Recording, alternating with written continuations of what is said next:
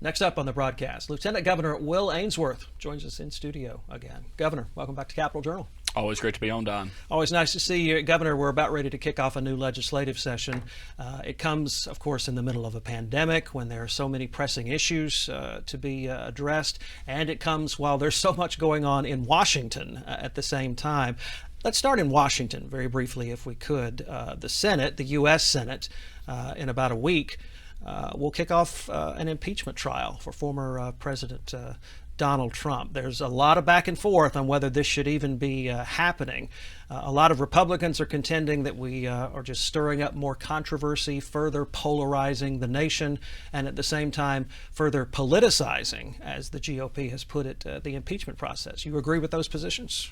Yeah, I do. I think at the end of the day, I think we look at impeachment, it really needs to be about somebody in office. We're looking at, they're wanting to impeach somebody that's now a private citizen. And I just think, that doesn't make sense. I think obviously it's certainly going to further divide our nation. And, I just think when you look at what good is that going to do, it's not going to cause, any good. The purpose of impeachment is to remove someone from office. Do you agree that President Trump, former President Trump, bore any responsibility for the uprising at the U.S. Capitol? I think anytime anybody does anything wrong, it's that person's individual responsibility. So I think, I don't think anybody, bears any responsibility for what those people did other than the people that acted and created, criminal crimes on their own. They shouldn't have done that. Doesn't matter what anyone said. What doesn't matter what anyone, they didn't force them to do that. Those people did it on their own will. And you know what? Those people should be prosecuted, and they're going to be. You can't go break into a Capitol. That's not American, and it's against the laws, and they deserve to be prosecuted. But you don't think President Trump deserves to be impeached a second time over this, No, or bears any real I responsibility? don't think President Trump, I listened to his speech. I don't think he said anything at all, and I do not think he's to blame. What about in the lead up to the speech? I know a lot has been made of the speech, the rally speech earlier on January 6th, but the lead up to the speech, the days and weeks in which he was promoting alleged election fraud and in turn firing up his base, so to speak. Yeah, look, I think when you look at it, Jimmy Carter even talked about the fear and why we do not need to have mail-in voting for the potential for fraud. And I think a lot of states, because of the pandemic, because of just what was going on, they thought mail-in voting was there. But let's just be truthful. Mail-in voting makes it easier to cheat.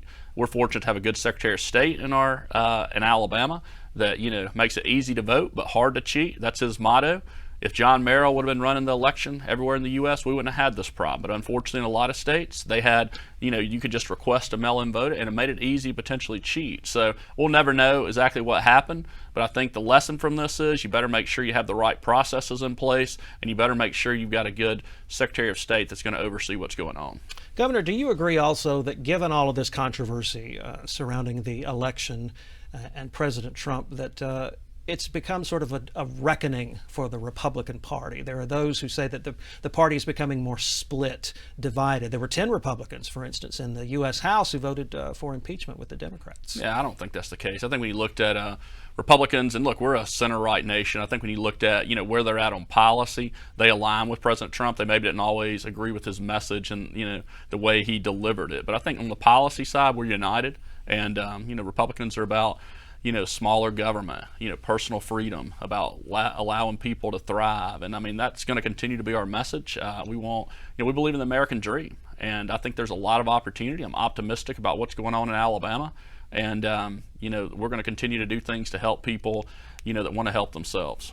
When President Biden was inaugurated last week, you issued a statement wishing him well. Obviously, as the President of the United States, you wanted to succeed as much as possible, but you also said that you hoped our lawmakers in Washington would continue to push for the conservative values that Alabama backs so heavily. You mentioned Second Amendment gun rights, for instance, and freedom of religion. Yeah, and a lot of my statement on that, Don, was focused on states' rights and making sure I do what I can do to protect the people in Alabama. They elected me to fight for their rights, protect them, and I'm going to do everything we can to make sure. You look at, already, President Biden's come in, he's put a moratorium on drilling. And, the danger in that is now we're going to be dependent on other countries for our fuel. We shouldn't do that. For first time maybe in the history of our country, we were producing enough energy for ourselves. We didn't have to depend on other countries, and it makes us weaker as a nation. So I think that's, in my opinion, not very wise. I think the second thing that really concerned me, and I'm already looking into on what we can do in Alabama, is, my kids play sports, right? And I've had, parents, and it didn't matter if they were moderates, liberals, or conservatives, right? I've had people come to me concerned about President Biden's executive order that deals with allowing, deals with transgenders, but essentially allows males to play in female sports. I mean, we can't do that. And I mean, my exact quote to President Biden was, "Come on, man," using his phrase.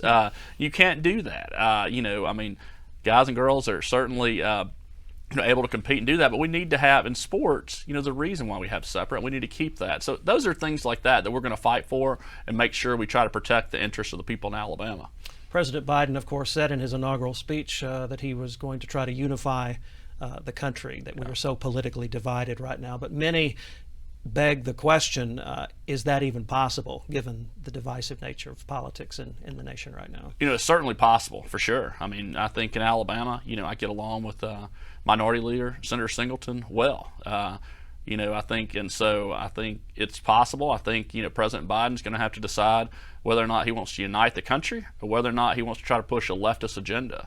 And, he tries to push a leftist agenda. That's not what the country wants or needs. And so I'm hopeful President Biden does what's best for our country, which is part of what I said in our text, and puts America first. Do you think, based on what you've seen so far, the executive orders from President Biden, that is constituting a quote-unquote leftist agenda? I think a lot of them, for sure. Yeah, and I think that's disappointing.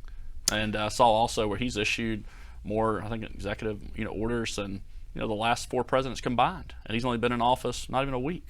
So it's problematic. Let's turn to the legislative session, which of course kicks off next week. As Lieutenant Governor, you are the presiding officer of the state Senate. What do you see being among the top priorities in this session? Well, COVID probably figure right up there, because COVID kind of changed how we do everything during last year's session, and we go into this year's session with the same problems. Yeah, so I think first there's several things. Obviously, mentioned COVID. So the COVID Business Liability Protection Act. Businesses have been through enough during COVID. We need to make sure they're not getting sued for any type COVID-related issues when they're trying to protect their employees. I think, next are economic incentive packages. Growing Alabama, those need to get reauthorized, and that's going to be a priority. I think obviously, for us personally, we have a package of military bills. I'm chairman of the Military Stability Commission, as well as Foundation in Alabama, and we are the voice for Alabama military families. We have 10 different bills. For instance, Maxwell was ranked 4th from the bottom in a report that came out, ranking bases in the U.S. The reason that's problematic is when we have another base realignment, potentially, they're going to look at the bases at the bottom. So we have bills trying to improve the bases in Alabama. It's stuff dealing with education, license reciprocity for spouses. For instance, if a military family is in Alabama and they move out of the state, we want to make sure their kids still have the opportunity for in-state tuition if they're at a college. And so things like that. But our goal is to be the most military and veteran-friendly state in the country, and we have a package of bills to do that that'll be a priority. Where COVID is concerned, there will be moves in the legislative session to give the legislature more oversight over the Department of Public Health and our state health officer. Do you support that? I know you have expressed concerns during the pandemic about possible overreach where some of our guidelines are concerned. I do. I think Dr. Harris has done a good job, but I think when you look at potentially if someone else was in that role, Dr. Harris has done a good job of working with the governor, but if you had somebody that had a different mindset and they didn't want to work collaboratively and just wanted to kind of force their own agenda, I think it's dangerous the way it's currently set up. So I think looking at that, potentially tweaking that some, and taking some of that authority away is a wise move for the state. So it wouldn't be a move targeted per se at Dr. Harris. It's just saying that should this ever happen again, and it may not happen for another 100 years or so, the pandemic that is, that we need to have these checks and balances as you put them in place. Look, Dr. Harris is a good man. He's done a good job in our state. He's in a tough spot, right? And I think, but he cares about our state. He's very wise and done a very good job. I'm proud to call him a friend. But I think, so it's not targeted at him, but it's when you look at the amount of power he has, fortunately, he's not power hungry. He's working with the governor, but, it could be problematic. I think there needs to be checks and balances in place.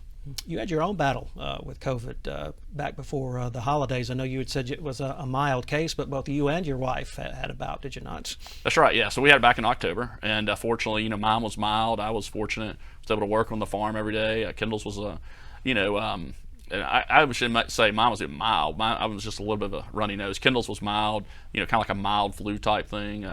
one of our kids, Hayes, had it as well. Just his was very mild. Wouldn't even know he had it. But it's certainly something everyone needs to take serious. It's deadly. It's killed too many people, and you need to do what you can do to protect yourself and others. It's important. Governor, you've been pretty outspoken on masking.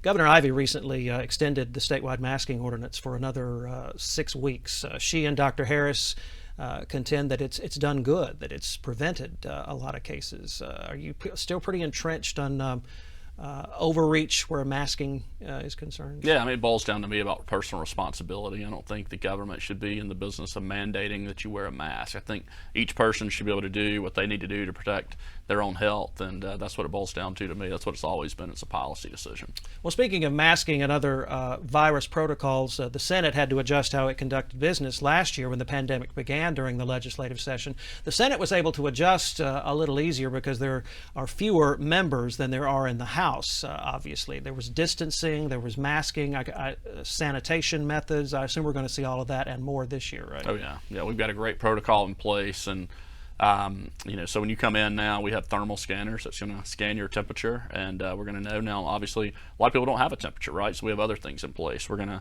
to, make sure that the staff all gets tested before session begins. We're going to go in 2 weeks and take off a week, so it'll give us about a 10-day gap. So if anybody does get infected, that way it runs its cycle. And so, as far as allowing visitors in, they're going to be able to come in, but we're going to do it in a social distance setting. Our committee rooms are going to be, not only can you watch virtually, but you also, we're going in our bigger rooms where we can spread people out. And so there's a lot of thought and a lot of process that went into making sure we protect the members and the public, but also allowing them to have access. Tough balance, but I think it's a good plan. The governor's State of the State address, too, will look a lot different than it usually does. She'll be alone in a room delivering it, and lawmakers will be in separate rooms watching, right? Yeah, I mean, so you might know this, I don't, but probably the first time that's happened in, who knows how many years. But yeah, certainly, I won't be there. Lawmakers won't. We'll just be watching it virtually. But hey, that's what's going on right now, and it's the right decision. So we are ready to go to conduct the people's business, and we're going to be as safe as we can about it. And you mentioned that break we'll take after 2 weeks to assess where we are and how we need to move forward, right? That's right, yeah. I mean, so we're going to, it's our constitutional duty. We've got to come to work. We're going to do it safely. And look, a lot of the population that's potentially at risk, hopefully they can get the vaccine. I'm encouraged by, there was some, I think speed bumps early on, but now talked to Dr. Harris yesterday, and look, they're giving out all the vaccines. So this narrative that we have vaccines on the shelves isn't accurate. I mean, they're giving out the vaccines, they're treating people, and so it's important Alabamians get the facts. And but my point is that some of the older population that serves in the House and Senate should be eligible to receive the vaccine. Hopefully they'll get vaccinated, and then as time goes on, we're gonna have more and more. But yeah, we've got to get to work. We've got to do the people's business, and we're going to do that in the safest way possible. Lieutenant Governor Will Ainsworth, thank you for your leadership, and thanks as always for being with us. Always great to be on the show. Thank you. See you soon, I hope. Yep. And Capital Journal, we'll be right back.